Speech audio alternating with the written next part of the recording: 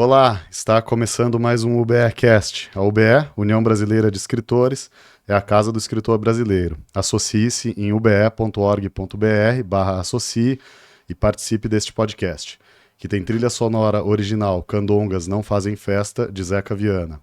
Agradecemos também a Eliakim Batista, responsável pelas redes sociais da UBE, e a equipe do Gargamel, estúdio onde estamos, Rodrigo Costa, Maria Clara e Vinícius Souza. Eu sou o Felipe Franco Munhoz e hoje converso com a Mara Moira. A Mara Moira é escritora, professora de literatura e ativista brasileira. Seu doutorado em Teoria e Crítica Literária, pela Unicamp, discute as indeterminações de sentido em Ulisses, de James Joyce, um divisor de águas em sua vida. E aí a gente vai falar sobre a trajetória da literária da Mara, inclusive o livro NECA, do ano passado, e outros também. Mas eu queria começar, Amara, bem-vinda, com uma provocação, porque nós nos encontramos recentemente em um evento no Instituto Moreira Salles. Sim. E conversamos um pouco sobre inteligência artificial na literatura. Sei. E o Cristiano Aguiar, que também estava lá, ele comentou que possivelmente nós estamos vivendo uma fase que seriam as últimas vanguardas totalmente humanas. Então, eu também sou considerado um autor de vanguarda, né? E eu queria te perguntar... Humano. E eu queria te perguntar o que vai acontecer com a gente. Você tem pensado sobre isso? O que você pensa sobre a inteligência artificial, o uso da inteligência artificial na literatura? Eu tenho muito medo dessa temática. Acho que por conta disso, inclusive, até hoje eu nunca nem abri o ChatGPT para ver como funciona. Simplesmente não sei o quanto... as pessoas falam muito que isso pode economizar tempo, então você vai, pede para escrever um e-mail, aí você responde um e-mail e você poupa esse tempo. Só que é engraçado, né? Que essas tecnologias elas estão sendo inventadas para que a gente poupe tempo e faça as coisas com a maior celeridade possível, para se dedicar a outras coisas, e na verdade é para poder ser mais sugada e ter menos energia. Então, a gente está economizando o nosso tempo não para fazer coisas que são úteis, importantes, mas justamente para entupir cada vez mais as nossas vidas, né? E aí acho que essa ideia de encontrar atalhos para a produção de obras literárias, obras artísticas, isso é algo que me apavora, assim, né? Acho que gosto da ideia de que a gente não existam formas da gente escrever mais rápido. Gosto da ideia de que a gente precise tomar um tempo, né, para lidar com as palavras e para ver essas palavras irem ganhando um sentido nas nossas frases. E aí, mesmo que seja para pedir uma ideia e depois a gente vai depurar essa ideia, melhorar essa ideia, por enquanto eu tenho pavor disso, eu tenho pavor dessa hipótese. Às vezes eu sinto até vontade, se isso for o futuro da literatura, parar de escrever, sabe? Então, ir fazer outras coisas, né? Tenho tradução literária, imagina, com IA também, né? E eu vejo alguns professores, tem um professor que eu tive na Unicamp, que ele é um grande entusiasta, parece, do IA, Paulo Franchetti, não sei se vocês conhecem, escritor também. E no Facebook dele ele fica o dia inteiro postando sobre das conversas que ele tem lá com o IA e parece assim uma loucura, porque ele pega poemas que ele gosta muito, aí ele pega traduções dos grandes poetas brasileiros, aí ele fala, isso aqui foi como o IA trouxe e eu gostei mais da do IA. E aí às vezes dá uma sensação de, meu Deus, o que tá acontecendo? E realmente são traduções muito boas, eu não sei se ele tá inventando isso, se aquilo se é uma fanfic que ele criou, se de fato saiu daquele jeitinho a tradução, mas é algo que me apavora, assim, né? Pois é, o Paulo Franchetti, eu tive com ele num festival de Macau, a gente não se encontrou. Ele estuda o Camilo Peçanha, Sim, né? Mas eu não vi ainda essas reflexões dele. Mas realmente, também me inquieta muito e penso muito parecido com você. E eu acho que passa muito pelo fato de que a gente, né, especificamente, a gente chegou num estilo muito Sim. com uma autoria, né, humana, muito específica e clara, né? Uhum. E no seu e por isso que é um pouco assustador você ver que coisas similares podem ser feitas por uma máquina, né? Enfim. Uhum. Mas no seu caso, é, o seu primeiro livro, mas eu queria falar, eu tô começando de trás Uhum. nessa nossa conversa. Porque normalmente, nas outras entrevistas que eu tenho feito aqui para a UBE, eu tenho perguntado no final eu tenho feito uma trajetória assim Uhum. da carreira do autor. Mas com você eu queria começar ao contrário. Seu primeiro livro eu não conheço. E Se Eu Fosse Puta, e eu vi que tem Uhum. Se Eu Fosse Pura, mas depois a gente fala sobre isso, Uhum. numa outra capa, né? Sim, sim. Começar pelo NECA, que é um livro que eu li e Uhum. adoro, sou fã. Uhum. É, e já de cara, na capa, ele tá escrito Romance em Bajubá. Uhum. E tem a ver com isso de ser uma obra de vanguarda, porque ele é todo escrito em Bajubá. Mas é Bajubá ou Pajubá? E o que é isso também, pra gente Uhum. começar a... O Bajubá, ou Pajubá, a mesma coisa. É o nome de uma língua que foi criada. Eu gosto de brincar com uma língua das bichas, né? Um jeito de falar próprio da comunidade LGBT, sobretudo essa parte mais escandalosa da comunidade, que por viver segregada acabou construindo um jeito próprio de falar, que é um jeito, né, que é como se é um elemento da construção da própria identidade do grupo, e aos poucos vai se tornando também uma espécie de língua de segurança que só quem está ali presente no dia a dia consegue compreender. Uma língua muito dinâmica, muda muito rapidamente, os termos vão sendo esquecidos com facilidade, então não é uma comunidade que tem um apreço muito grande por fazer um registro do que já foi criado em termos de expressões, né? É importante esquecer para ter essa pressão para criar novos termos ou achar que eles já Uhum, estão meio batidos, gastos, e aí você ter essa competição, esse estímulo permanente para a criação de novos termos que vai acabando, que acaba mantendo a linguagem cifrada, né? Quanto mais uhum, criação, só quem está ali presente que está acompanhando o estágio mais atual dessa linguagem. E aí, uhum, acho que à medida que eu fui conhecendo essa linguagem e fui me dando conta de que um monte de expressões geniais estavam simplesmente sendo abandonadas, esquecidas, ou só estavam lá, né, em estado de dicionário, nos glossáriozinhos que foram feitos sobre essa linguagem. Eu falei, eu quero brincar com isso. Então, acho que o NECA, ele cria um Bajubá artificial, né? Que é um Bajubá de várias gerações, um Bajubá de várias regiões, um Bajubá que é uma soma de travestis e de LGBTs, né? Que falam dessa forma e tenta brincar com isso, criar um monumento a partir disso, né? Então, é uma espécie de um desejo de... eh, as palavras vão sendo esquecidas na rua, e aí é como se eu estivesse dizendo, deixa eu guardar elas aqui nesse livrinho, mostrar como é que elas eram usadas, ou imaginar usos possíveis para essas palavras que eu nunca vi sendo usadas, eu só as conheci por dicionários. Eu achei muito legal isso que você falou. Eu ia te perguntar depois que o livro usa constantemente o registro da oralidade, né? Mas que isso é Uhum, muito feito com muita técnica narrativa. uhum, E aí, quando você fala do Bajubá artificial, deixa isso bem claro na minha cabeça também, né? uhum, Que você. Porque fica claro que aqui tem uma representação de oralidade, né? sim. Mas ao mesmo tempo você está fazendo uma literatura muito consciente, né? Uhum. Do, Eu queria que da isso fosse uma ode à oralidade da mesmo, arte, assim, né? né? Ah, Que eu gosto muito dessa maneira, acho que esse português que vai se reinventando cotidianamente, esses trocadilhos, esses jogos de palavras que são criados à margem, assim, fora dos holofotes, acho que são simplesmente impagáveis. uhum, E, e muitas coisas que eu vejo, parece que não tinha espaço muito para esse tipo de humor e de relação com a palavra que existe na comunidade travesti. Não existia muito espaço para isso na literatura uhum, hegemônica, né?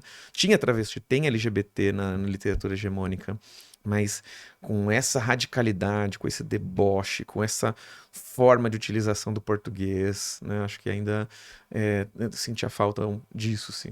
E acho que a uhum, literatura é um espaço importante para a gente trazer essa representação da rua também, né? uhum.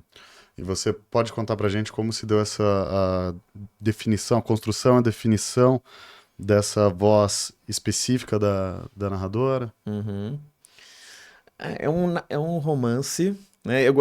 Achei, não fui eu que propus que tivesse esse subtítulo, acho que foi a companhia querendo, Ah, de alguma forma, tornar a obra mais compreensível para um público amplo, assim, né? Que vai ver a palavra neca, às vezes não vai compreendê-la, porque é uma geração anterior de quem fala português que conhece essa palavra, neca de pitibiriba, né, do uhum. português.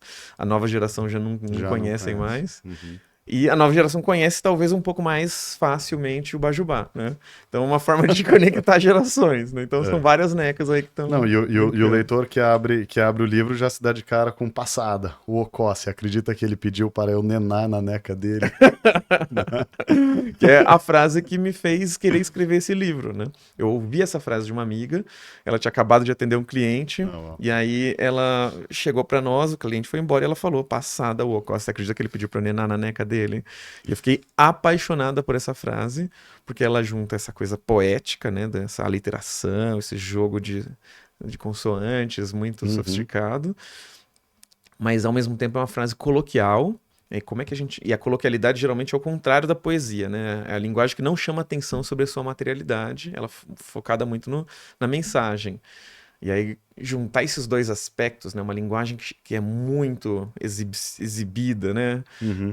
E ao mesmo tempo uma linguagem que está ali contando alguma coisa e quer que você perceba o que ela está contando. Então, coloquial, poético e junto com isso o sentido da frase que é escabroso, né? Então...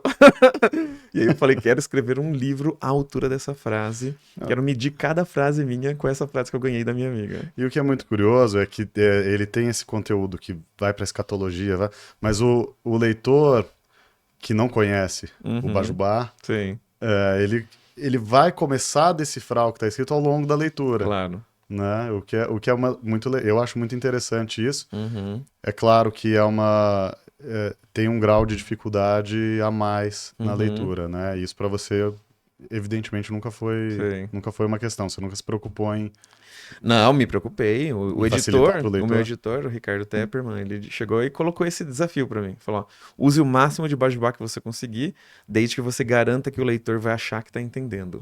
Então a ideia era porque dá pra ser Uhum. mais extremo do que isso, né? Eu fui discutir esse livro com o Transcidadania, que é um programa municipal que dá a bolsa para travestis terminarem os estudos, né? Então, travestis que fluentes em Vajubá. E aí uma delas foi escalada para ler o livro e comentar comigo e discutir comigo, né? E aí a gente ficou lá no grupão, aí ela falou que ela pegou o livro, tá aqui, romance em Bajubá. Fui abrir o livro, tinha 2 palavras em Bajubá. Então, ou seja, quem não é da comunidade fica achando, nossa, é muito difícil, precisa ter um glossário, meu Deus. Quem é da comunidade fala, pô, tá falando romance em Vajubá e tinha 10 palavrinhas, assim, sabe? Então, ou seja, dá pra ser muito mais sofisticado ou cifrado, ou, né? Eu tenho até agora brincado um pouco com isso. Eu escrevi um poeminha, posso declamá-lo aqui? Claro. Então, que eu escrevi um poeminha em 2 partes, né, curtinho, né, e que eu quero, de alguma maneira, fazer exercícios mais formais com essa experimentação que não traz concessão, não dá concessão, não tenta ser compreensível, né? Aham. Então, o poema chama Alice é Babado. Aí, parte 1. Ocó de Ojum na Monacá, mala de dê no Oxó do Ocó. Catou que é pássaro, será? Chuca ela fez, guanto ela tem, e o bofe ainda me vem com otim. Só falta neca ser matim, parece Odara, quando Edi, pencas que pisca, e o apeti, gritando nesse Oxó do axé. Que cona, que ocó de que, não tirou jum do Edi da Miss? Parte 2. Era Baco que a Cássia quis, né? Codara bombando Edi, ela então traz o Ocó pro Ilê. Vício puro, que clia o quê? Mas o boy, quando a Cláudia plá, gritou, ele desodori. Apontou o papapum pra Miss, que estou do lajoda de cá, Oxós, Oxuns, Ojum de quê, Elza babado. E era Liban, bicha, só me deixou Raiban. Muito E aí? bom! Dá pra entender o quanto, assim? Eu adorei. Eu li o livro, então, muitas, muitas palavras. Mas tá falando aí de Incrível. um bofe, um tipo de bofe que tinha até nome, tinha categorias de bofes, né? Nos anos 80, 90. E aí tinha esse bofe que era o bofe Maluf, né? O Maluf é o que rouba, mas faz. Então, ou seja, faz é de transar, ele transa com você, mas ele te rouba no final. Então ele faz, mas rouba. No caso, seria o oposto do Maluf original.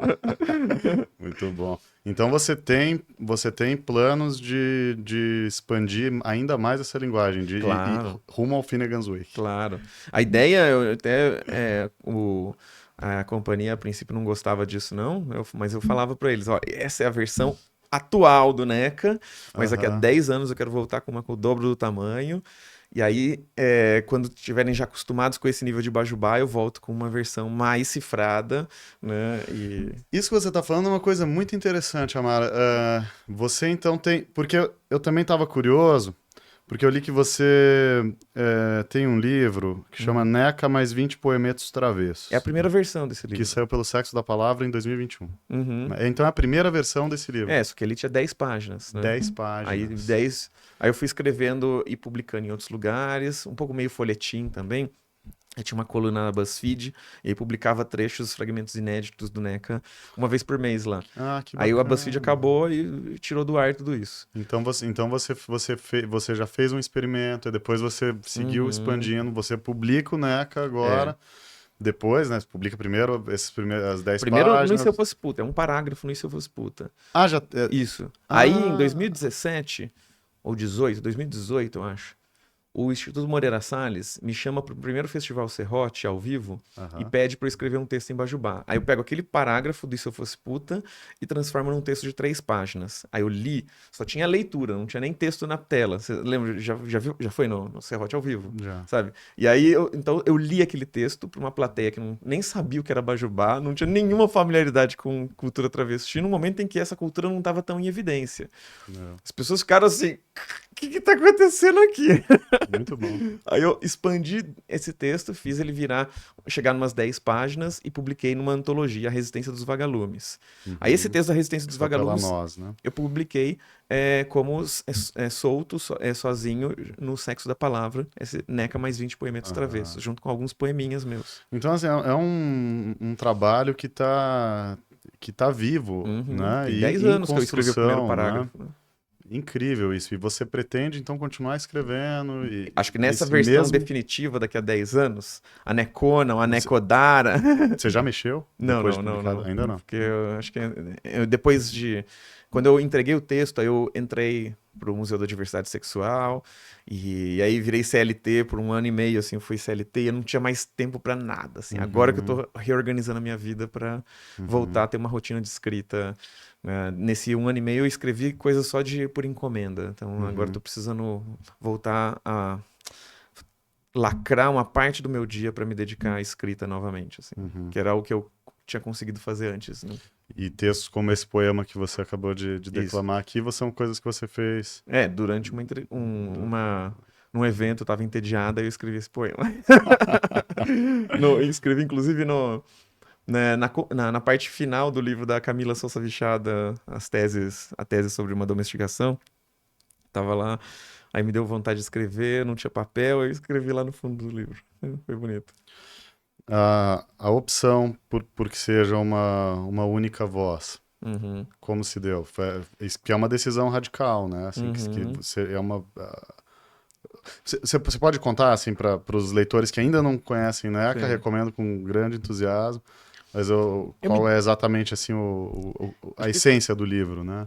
eu acho que o NECA, ele tem um pouco de o monólogo da Molly Bloom do Ulisses, no final do Ulisses, último episódio, lá o capítulo. Uhum, E aí é a Molly meio dormindo, meio acordada, que entra num jorro de que a gente não sabe se ela tá falando em voz baixa ou se ela tá pensando. E ela fica recapitulando a vida dela, o dia dela, pensando sem filtro, né? Então eu gosto desse pensar sem filtro. Acho que a gente tá num momento que a gente tem que colocar muitos filtros para parecer que a gente é melhor do que a gente talvez seja, para uhum, parecer que a gente é mais desconstruído do que a gente é. E a gente não tem mais, parece que, condições de lidar com a crueza da vida na literatura. A gente quer uma uhum. literatura limpinha, porque se ela for suja, ela vai estimular sujeiras, assim, sabe? E parece que a gente não consegue mais lidar com uma literatura que sei lá, nos mostre nossa sujidade, assim, né? Uhum.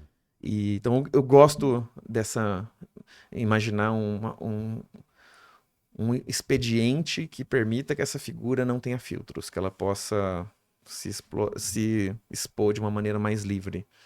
E então, é, e acho que a rua é um pouco desse lugar, né? Ainda que não foi tão afetado por esse discurso da militância, que é um espaço em que não tem vez, sabe? Não, as pessoas dizem o que elas pensam e elas vão ser muito cruéis. Às vezes não é nem o que elas pensam, mas elas sabem que aquilo vai doer e ela está sendo ofendida, agredida, e ela vai no calo da outra pessoa também, né? Então, Uhum. brigas com os clientes, assim, a gente vai ouvir coisas pavorosas. Mas é um lugar que parece que não tentam fingir que eles que são melhores do que parecem, né? Uhum. E eu gosto muito disso. Então, lembra um pouco esse aspecto do Ulisses. Um outro aspecto que me lembra é o Grande Sertão Veredas, o que é o Grande Sertão Veredas, né? Chega lá um intelectual no meio do sertão, encontra o Riobaldo, fala pro Riobaldo que tá fazendo uma pesquisa sobre isso. A gente vai decompondo a história pelos fragmentos, assim, por lacunas, né? Fala pro Riobaldo que quer entender melhor da cultura dos jagunços, dos sertanejos, e aí o Riobaldo falou: pô, chegou tarde, agora já não tem mais quase nada, mas posso te contar umas histórias aí. Aí ele começa a contar a história dele nesse momento de declínio dessa cultura, né? Então Uhum. ele recupera um monte de coisas, façanhas, quando ele próprio já não está mais lá presente Uhum. naquilo.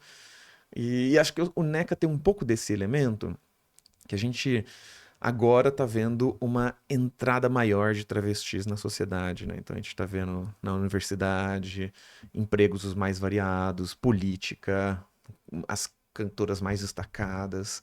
Então a gente está vendo uma transformação do espaço que a travesti pode ocupar na sociedade. Isso vai afetar diretamente a manutenção do Bajubá, que o Bajubá é uma língua que só pode existir num espaço de segregação. Quando a pessoa não está mais segregada da sociedade, ela não consegue mais aprender de forma tão profunda a falar de uma maneira fora do usual, né? Uhum. Então, a partir do momento que a gente está circulando em vários cantos, vai perdendo a coesão e a profundidade dessa língua e vai se tornando um jeito diferentinho de falar, mas que o restante da comunidade vai conseguir entender, Uhum. da sociedade, né?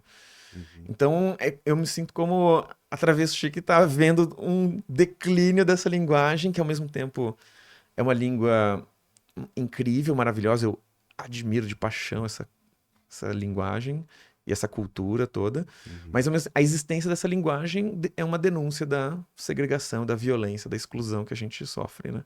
E ao mesmo tempo no livro é uma forma de cristalização talvez de um tempo, né? Sim, claro. Do Uhum. Bajubá em determinado momento, né? De vários De momentos do vários, Bajubá, vários né? momentos do Bajubá, de várias regiões, como você falou no começo, né? Uhum. E E aí a ideia é que essa versão mais pra frente, né? Ela traga todas as palavras do Bajubá que eu conheço, tudo que eu sei de aham. cultura travesti, e vira uma espécie de uma enciclopédia de minhas pesquisas sobre cultura travesti. Né? E sem glossário, né? O que deixa tudo mais, mais interessante, eu acho, né? Queria te perguntar, Mara, que o NECA é um livro que é focado sobretudo na linguagem, né? Uhum, Claro. E que isso vai na contramão do que normalmente se encontra na produção literária brasileira contemporânea, que não tem uhum. trama. Isso em algum momento te preocupou enquanto você estava escrevendo? Se preocupou com a recepção possível do leitor? Quando eu publiquei o texto que saiu, chegou o primeiro exemplar, outubro do ano passado, né? Aí eu falei. Aí eu fui para um evento com ele. Eu levei lá um monte de neca e um monte de Se Eu Fosse Puta. Que geralmente eu vou nos eventos e eu levo comigo. Era o primeiro evento. Aí vendeu mais Se Eu Fosse Puta que Neca. O Neca tinha acabado de sair. Eu falei, meu Deus, ninguém vai querer comprar esse livro, vai dar ruim. E aí acho que foi virando o jogo, assim, em algum momento. Mas a princípio eu tive muito medo. Assim, eu falei, não, vai flopar completamente. Tava tentando me preparar psicologicamente pra isso, achando que assim, o E Se Eu Fosse Puta é o livro que eu escrevi, que vai pagar meus boletos e vai permitir que eu me dedique a outras coisas sem me preocupar com vendagem. Não sei se você tem esse tipo de preocupação também, assim, de ter um livro que. Infelizmente eu não tenho esse livro. Não que se eu fosse ter me dado muito dinheiro, mas assim, é o que me coloca em eventos, as pessoas querem comprar, cria um bafafá, né? Então, assim, daqui a pouco a gente volta pro NECA, mas vamos falar um pouquinho então do E Se Eu Fosse Puta. Sim. Eu não li, tá? Mas Aham. é um livro que saiu em 2016 pela Ru, Aham. Rua Editora. Ru Editora, e depois em 2023 pela N-1. É, agora é a nova edição. E na capa da N-1 tá escrito E Se Eu Fosse Pura. Aham. Então tem essa... Conta pra gente o que é o livro e por que tem essa variação.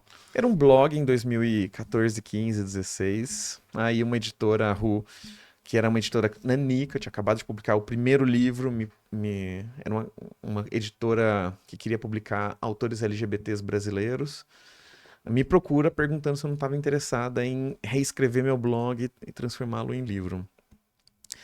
Era um desejo já, eu tinha pegado alguns trechos desse blog e construí um projeto para o clipe da Casa das Rosas, sabe, o programa lá, Uhum. curso de formação de Sei. escritores. E eu inscrevi lá para transformar meu blog em livro e fui aprovada. Então, 2016, quando eu entro no clipe, eu já tinha. Aí, nesse meio tempo, surge a proposta da Ru de transformar meu blog num livro. Eu queria me dedicar o ano inteiro em paz, e aí depois, né, fazer a coisa mais literária possível. Mas a Ru veio com mais pressa e falou: não, você tem 3 meses. Aí eu usei o primeiro semestre ali para fazer isso acontecer. Então foi muito interessante, pude mostrar para colegas, né, para quem estava conduzindo as oficinas, né, os módulos. Foi um momento de grande troca. Consigo fechar um texto e publica. E esse texto me coloca em evidência, assim, né? Acho que é uma autobiografia onde eu falo sobre minhas experiências como trabalhadora sexual, né? Então, ali fazendo doutorado na Unicamp, um pouco frustrada com esse projeto. A vida inteira quis ser uma intelectual, uma pesquisadora, me via dentro da universidade, assim, desde o começo da graduação. Mas quando começa a minha transição ali no doutorado, eu fiquei um pouco frustrada, assim, entendendo que a universidade ela se coloca meio fora da sociedade, se recusa a dialogar. Às vezes as pessoas mais brilhantes ali tinham um desdém, um desprezo tão grande por figuras que não passaram por essa formação é, elitizada, né? Não tiveram acesso não ter acesso a esse português é, falado na universidade. E aí eu tava ali começando a transição, apaixonada por Bajubá, ver essas minhas amigas contando histórias escabrosas, usando o português de uma maneira muito inesperada e irreverente. E aí, ao mesmo tempo, meus colegas na universidade com um, des- um desprezo, assim, um desdém. Eu fui me frustrando e fui meio que abandonando a universidade. Meu Uhum. doutorado foi até pífio, assim, né? Perto do que eu poderia fazer. Eu tinha passado bem, né? Tinha grande expectativa no que eu fosse produzir sobre o Joyce, mas eu me frustrei e fui escrever o E Se Eu Fosse Puta em paralelo. Só fiz um doutorado pro gasto. O seu É, doutorado era sobre o Joyce. era sobre as indeterminações de sentido no Joyce. É claro. Era sobre a traduzibilidade do Uhum. Ulisses, né? Então, como é que a gente traduz o que a gente não consegue compreender? E há muitas passagens do texto que até hoje desafiam a compreensão, né? Então, como é que se traduz o que não é óbvio?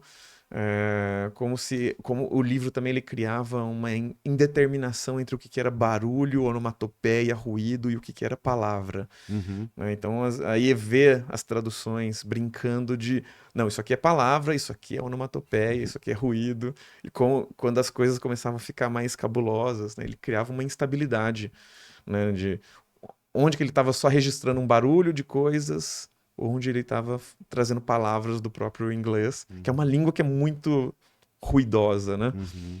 Uhum. E no E, português a coisa ficava menos e ele ruidosa. misturava outras línguas também, né? Tinha português lá, né?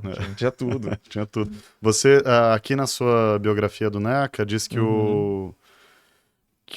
o Ulisses foi um divisor de águas em sua vida. A Sim. leitura, quando você leu Ulisses pela primeira vez? 2010, tava no último semestre da graduação de letras, e aí um professor deu um semestre inteiro para ler Ulisses. Só Ulisses. E Uhum. aí eu falei, eu vou me inscrever como ouvinte, nem vou me inscrever oficialmente, porque Eu quero só uma ajudinha, assim, pra ler essa obra que é meio complicada, né? Você já tinha lido alguma coisa do Joyce antes? Ah, fragmentos, assim, né? Fragmentos. Tinha fragmentos do Finnegan's Wake dos Irmãos Já, Campos, já né? conheci. Mas tinha lido o Dublinenses e o Retrato Artista quando jovem. Mas eram as coisas mais Já tinha lido fáceis, também. né? Mas Mas o... já é um bom começo, né? mas são as coisas É, mais fáceis é. de se relacionar, né? Não tinham me pegado, sabe? Não, Não? não tinha, Hum, eu não tinha sido ainda seduzida, sobretudo porque eu tinha lido pela tradução, né? Pelas traduções. aham. Ali, o professor foi um semestre, então eu comprei as traduções do Joyce, naquele momento só tinha duas, do Ulisses, e o original. Então, e aí Aham. eu era medievalista naquele momento. Eu estudava Cantigas e Escárnio e Maldizer. A sodomia nas Cantigas e Escárnio e Maldizer. Na quarta aula eu já tinha abandonado meu projeto de mestrado, estava terminando de fazer um projeto de mestrado e já estava começando a rascunhar um projeto sobre o Joyce. E aí eu acabei propondo um projeto de tradução do Dublinenses. No meu mestrado foi isso, traduzir o Dublinenses de uma forma a mostrar uma relação mais próxima com a linguagem, os trabalhos, as experiências literárias, experiências linguísticas do Ulisses. Porque as traduções que a gente tinha em português do Dublinenses apequenaram muito o livro, assim, tornaram o livro um livro banal, Claro. não era um livro sofisticado, um grande vocabulário, os jogos de palavras ficaram meio bobos. É. E tinha 7 traduções, mas todas Ah, elas já pareciam. tinham 7 É, traduções nessa altura. e todas pareciam muito singelas, assim, né? Uhum. Considerando o português de Portugal e o português daqui.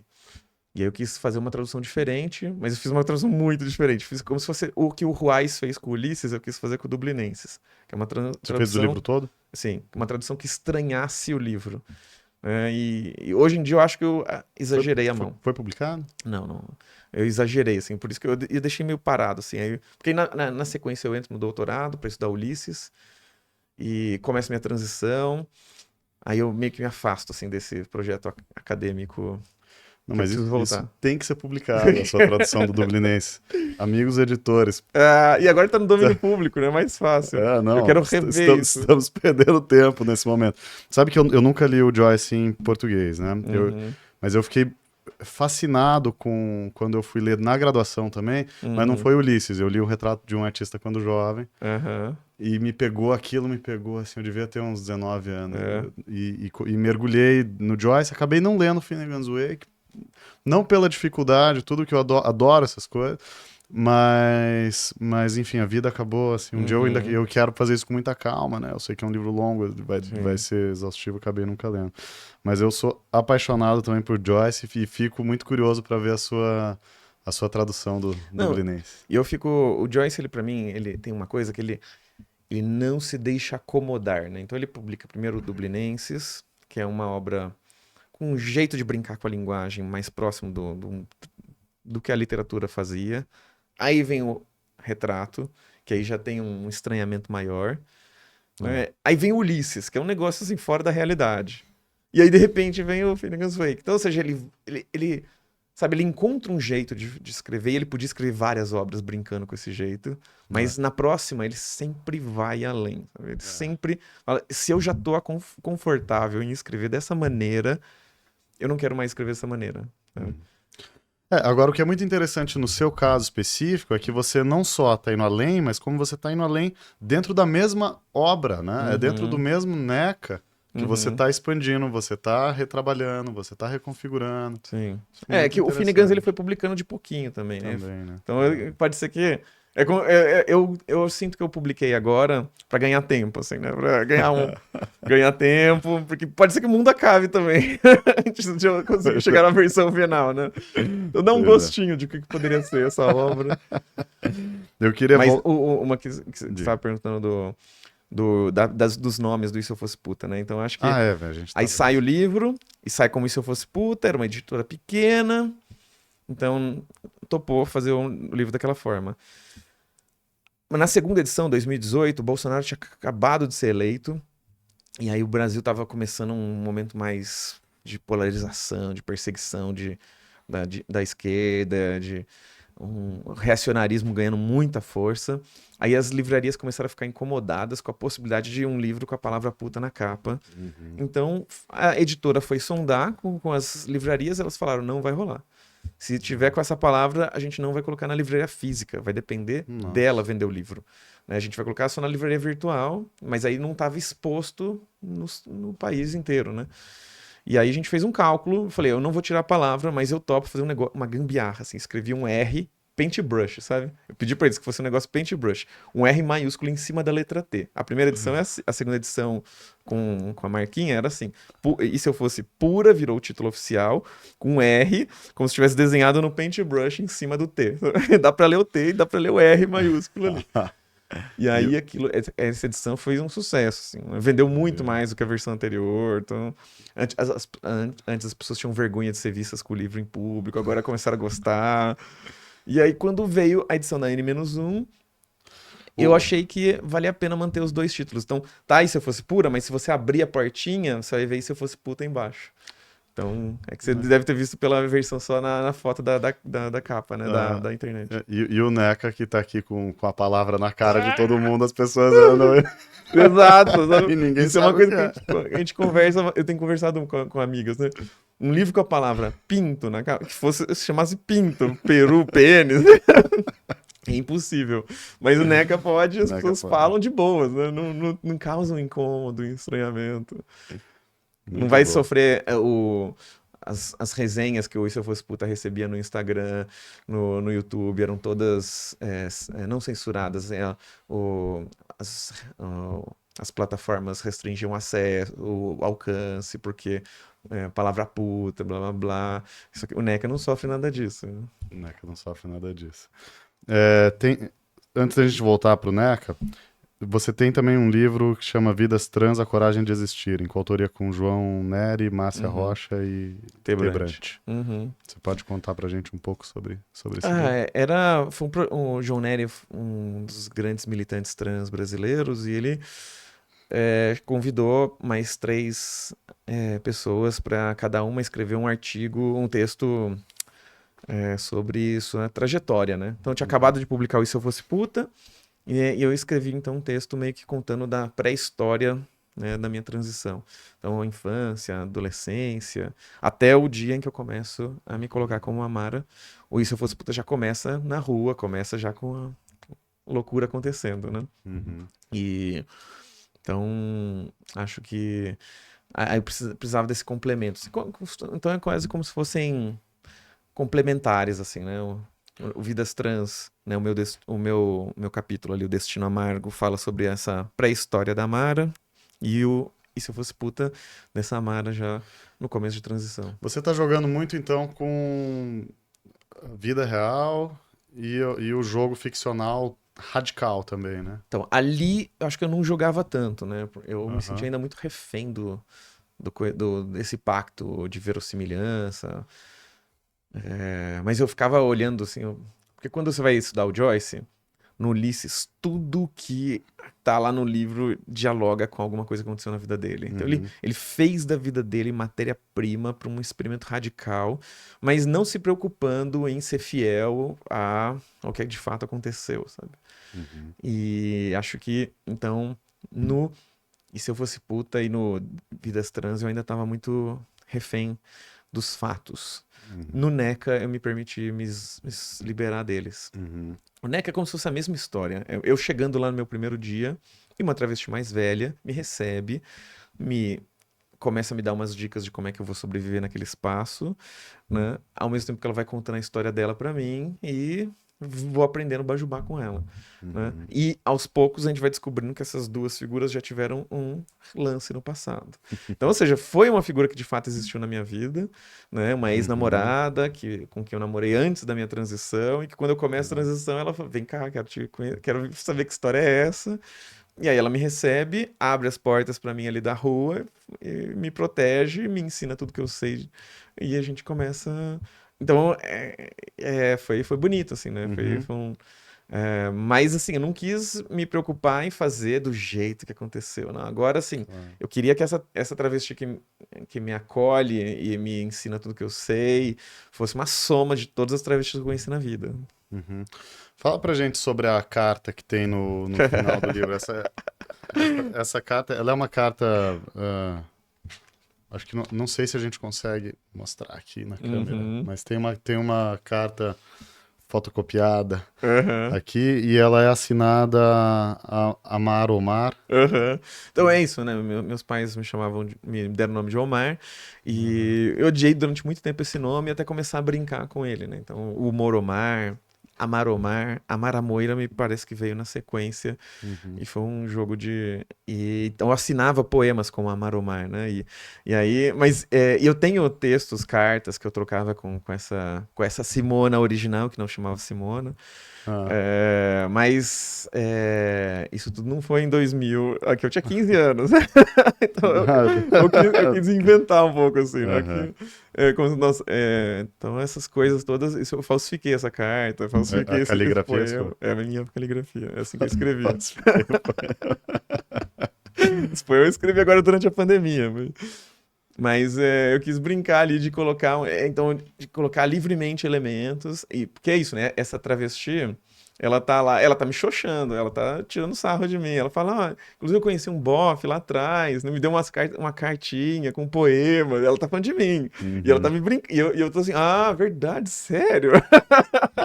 Então, o jogo tem um monte de subtextos ali que eu não sei se dá pra perceber, assim, mas que é coisas para que estão nas entrelinhas, né? Uhum. Aí ela fica dando umas cutucadas às vezes, né?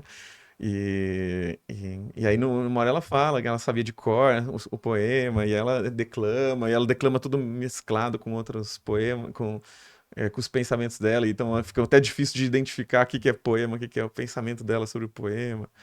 Mas eu gostei muito de escrever essa parte toda. Uhum.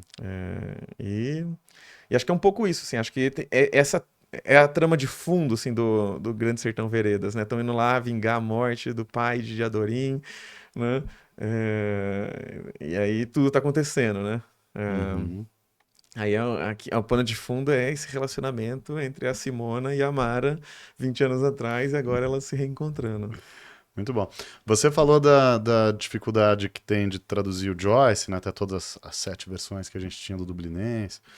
Aqui, imagino que já tenham mais, sem dúvida, o Caetano Galindo, Uhum. né, Traduziu agora. Na fez época não. recentemente, na época não tinha ainda.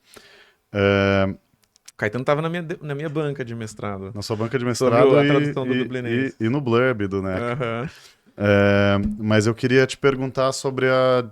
Eu sei que o E Se Eu Fosse Puta foi traduzido já para o espanhol, E pro né? inglês, acabou E de para sair o em inglês inglês. também. Viva. Mas pelo que você me contou, não tem essa linguagem radical, né? Não, não, é, tanto em espanhol e inglês. No espanhol até usou um pouco mais de gíria portenha, Uhum. né? Mas em inglês optou-se por uma língua um pouco mais menos marcada, né? Agora, com o NECA. Uhum. Vai ser um desafio gigantesco A para gente já quem. tem 3 fragmentos, né? Que saiu agora, acabei de voltar da Argentina, e lá a gente publicou uma versão bilíngue de um fragmento do NECA em espanhol e português. A parte em espanhol, eu ajudei na construção da tradução, a gente foi buscar o Carrilche. Uhum. Carrilche é o Bajubá da Argentina, mas que já não é mais tão vivo quanto o Bajubá é hoje aqui. É um idioma que as travestis criaram. E isso é muito. Então, assim, tem Bajubás Tem, pelo tem, mundo. tem. Tinha no Reino Unido, na virada do 19 pro 20, o Polari, que era uma mescla de inglês com italiano. Parlare virou Polari, né? Então falavam um monte de palavras ali, as bichas inglesas, né? Aí no Peru tem o Loxoro, né? Tava Aham. agora almoçando com uma amiga mexicana que ela falou que tem no México não é exatamente um bajubá, mas é algo parecido que é o buffet, el Uhum. buffet. Então é um jeito de falar próprio dessas comunidades segregadas em vários cantos do mundo. Então a gente usou um pouco do Carrilche na tradução, um Carrilche documentado, um Carrilche que está lá já no glossáriozinho, que tem na internet, dá para consultar. Então, a gente usou aquele glossário para pensar um gostinho de travesti argentina nessa tradução. Nessa tradução. E para cada língua, então, talvez a solução seja achar essas equivalentes e Mas nem pessoas sempre vai que ter. ou dominem ou pesquisem. Nem sempre vai ter. Nem sempre vai ter. E aí o que eu acho que pode fazer sentido, né? O que a gente no inglês, por exemplo, né? No inglês, eu ajudei o tradutor a entender o sentido superficial de cada frase. Aí, quando a gente conseguiu construir um texto em que em inglês estava dito a mesma coisa que em português, eu pedi para ele falar, ó, agora você vai buscar as formas mais irreverentes e mais LGBTs de dizer tudo isso que você está lendo aqui.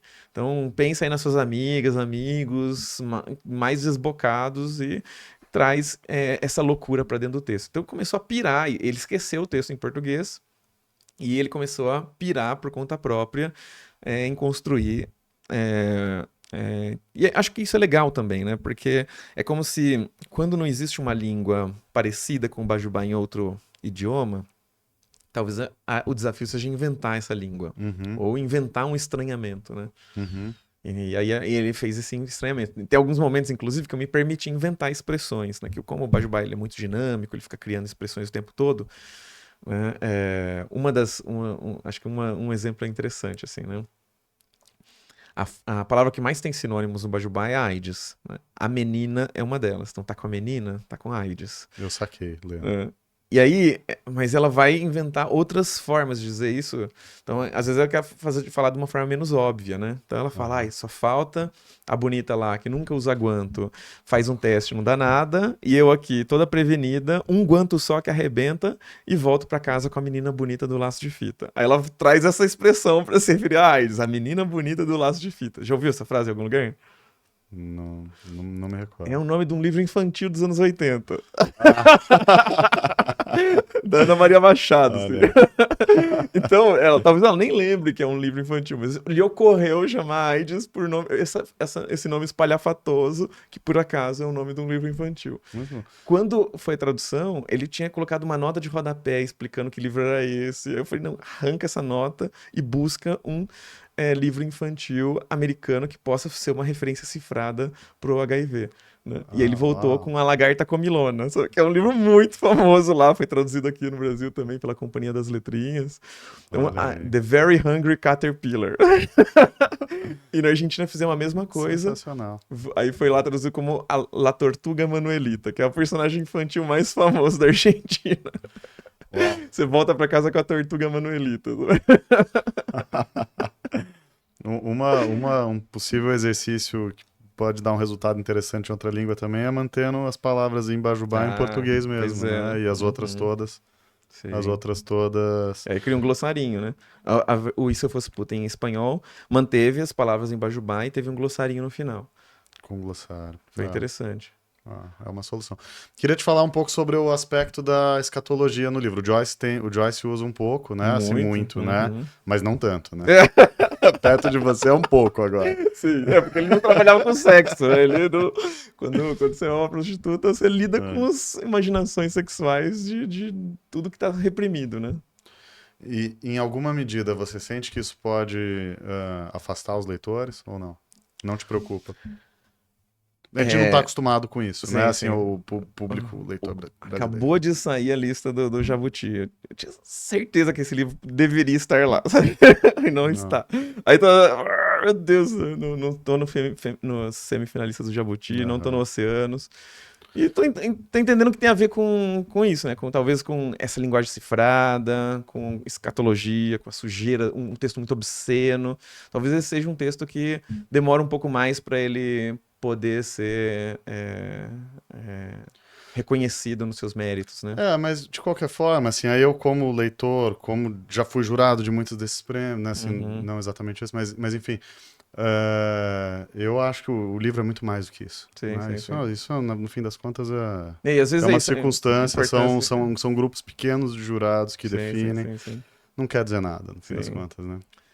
Mas eu tava com essa vontadezinha, assim, de ver essa obra reconhecida por essas instituições, mas também tenho a sensação de que quem escreve coisas mais experimentais, né, a gente... É o meu caso também.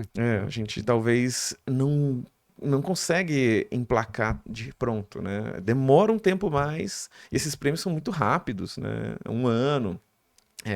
Então demora um tempo a mais para a gente conseguir olhar para esse material e, isso aqui é algo que merece um pouco mais de atenção, isso aqui merece destaque, né? Talvez as obras que sejam mais fáceis para conseguir essas premiações, né, de obra do ano e tudo, sejam obras mais que não demandam tanta energia para que a pessoa consiga ler, né?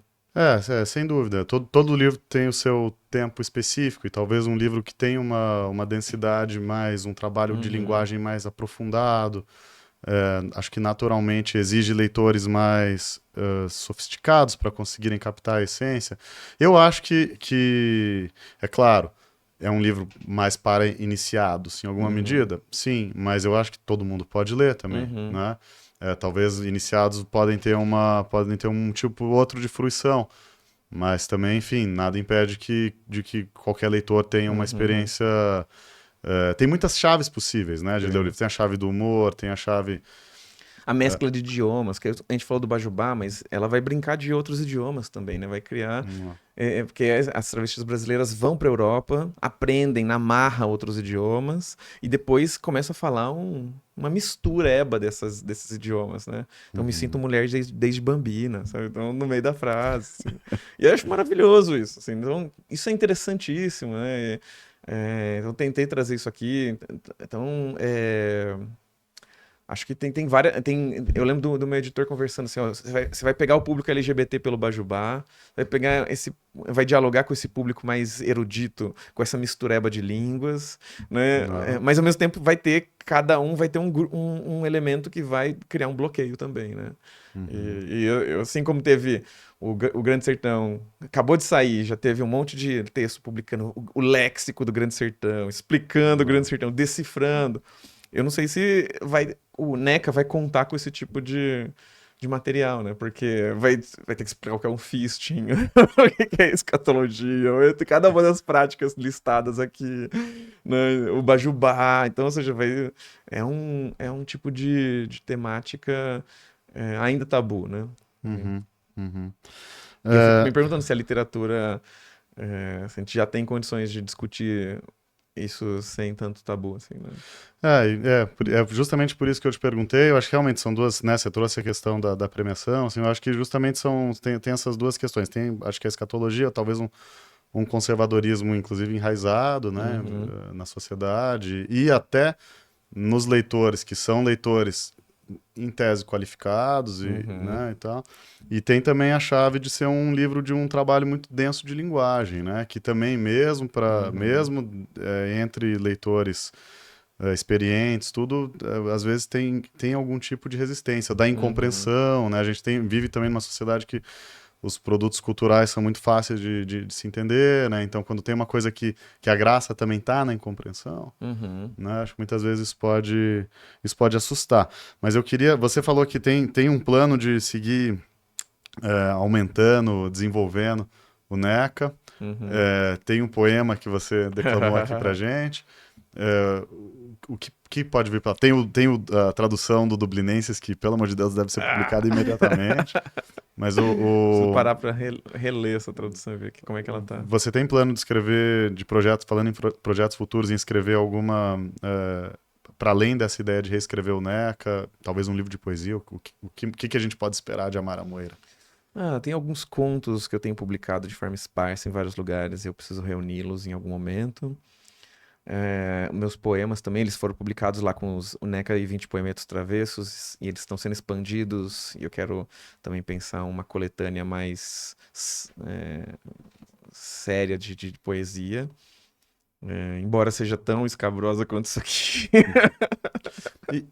E falando isso, você pretende mergulhar na linguagem no Bajubá, ou você tem alguma ideia de também voltar pro tipo de relato pessoal, ou de escrever, de repente, ficção sem o uso do Bajubá? Você pensa sobre isso? Sim.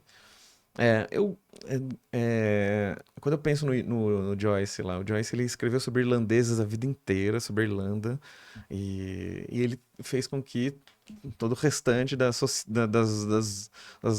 sociedades conseguisse se ver nesses irlandeses, né? E eu tenho um pouco dessa vontade, assim, escrever sobre travestis a vida inteira e quem não é travesti conseguir se ver nessas personagens de alguma maneira. Então, deixar de ser uma escrita sobre esse outro, né? E passar cada vez. Mas não necessariamente em Bajubá. Quero brincar com isso. Tem um texto que eu escrevi, um particularmente, que eu fico imaginando a possibilidade, que é uma espécie de um. Como chama isso no cinema? Quando tem o Star Wars, aí criaram uma série paralela, assim, um Spin-off. spin-off. O spin-off do NECA. Que é uma hora que a Simone ela diz que os bezerrinhos, os clientes que gostam de beber o leite da travesti, né, se pudessem se hormonizar dessa forma, por tabela, então ela toma muito hormônio, elimina por lá, e aí se aquilo servisse para hormonizar os clientes, os pais de família estavam aqui tendo que usar binder para esconder o peito, aí no endocrinologista tentando descobrir o que está causando esse desequilíbrio hormonal, né? E aí ela começa a imaginar um mundo em que isso aconteça, né? E aí é um mundo em que passa a ser um critério de masculinidade ter um peitinho ali destacado na blusa, ninguém sabe de onde vem. E vou descobrir da forma mais inesperada possível. E eu escrevi um conto, publiquei numa antologia, mas eu queria desenvolver essa ideia e fazer uma coisa de fôlego, assim, né? Aí sobre um absurdo, né? Então uma coisa meio kafkiana, meio, sei lá. Maravilhoso. Olha, Mara, eu quero dizer que depois de quase uma hora conversando Delícia a aqui, eu tô conversa, triste, porque a gente tem que encerrar. Eu queria ficar aqui conversando horas com você. Que Você maravilha. pode ler um trecho pra gente, pra Bora, gente bora. encerrar do NECA? Uma Vamos. alegria ter conversado com a Mara Moira. Deixo aqui o recado para os nossos espectadores se associarem ao BE, be.org.br/associe. Acompanhe as nossas entrevistas, sempre às quintas, às 2 da tarde. E muito obrigado também toda a equipe do estúdio Gargamel, Maria Clara, aqui conosco neste momento. Obrigado. Maravilha. Ó, vou ler um trechinho dela falando das experiências dela na Itália. Então ela fala assim: Vamos lá. A Mara Moira com esse livro NECA, que é um livro excelente, recomendo demais a leitura. produto de exportação não é só futebol, não. Acho que travesti até mais. Também belíssimas. É abrir o jornal na Itália e você já vê enviados na primeira página. Olha lá a palavra na boca do povo. Deve estar até no dicionário. E o pior, quer dizer, melhor, porque eu amo. Se um bofe lá diz que tá de casinho com uma brasiliana, na hora, na lata, mas é transexual, e perguntam. Falou brasileira na Itália? Já imaginam que é mona. E se for, eles não têm vergonha, não. A gata conhece a família, janta fora, anda de mão dada, o retetê que toda travesti sonha. Ainda falam questa é la mia dona, pra quem quiser ouvir, viu? Tudo homem hétero, homão que nunca se envolveu com gay, bicha. E tem mais. Lá você pode ser nada uma posada, zero. A voz grossa, o chuchuzão berrando, mas tá de picu, vestidinho, botou um batom, pronto. É lei pra lá, lei pra cá, ali é lelei. Quanto mais necão, mais lei, aliás. Não fosse um bando de vicioso, tudo querendo necão e sem guanto, era o paraíso. Horas na Itália o babadinho reina. Pior que aqui e como? Pensa Cona pagando em euro, aí cada pai branco, ruivo, necudo, com sardinhas, pedindo com jeitinho senza. A bicha doida pra engravidar, fora o padê babado, puro, não esse pó de gesso igual tem aqui. Um descuido e você já tá com a tia, todo dia colocada, taba pra dormir, padê pra levantar da cama, bicha, ou eu voltava da Europa, ou era balbal. Dava pra mim mais não, voltei.